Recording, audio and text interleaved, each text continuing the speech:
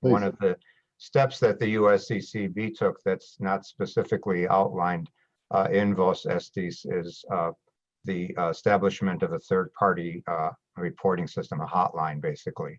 So that I think has been very helpful because there are two people, if they have a general idea that somehow this is going to go to the Metropolitan or to the nuncio, they don't know what a Metropolitan is or what a nuncio is and where do I find their phone number.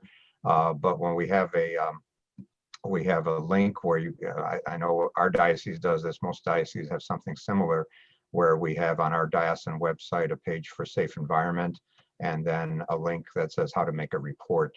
And for different categories, for priests, for the bishop himself, and then it would take you to that third-party reporting system, either with an email address or the hotline phone number. So I think that's been very helpful in terms of how to get into the system.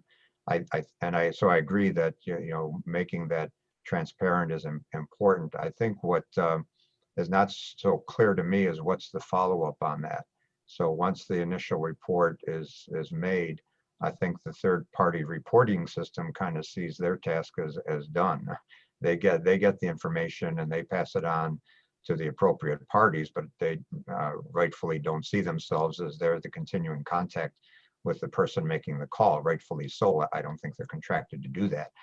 So the question is, who keeps in touch with the person making the allegation? Now, even if you have an assistance ministry, the assistance ministry is maybe more in terms of psychological help or counseling, but may not even be aware of the progress of the case.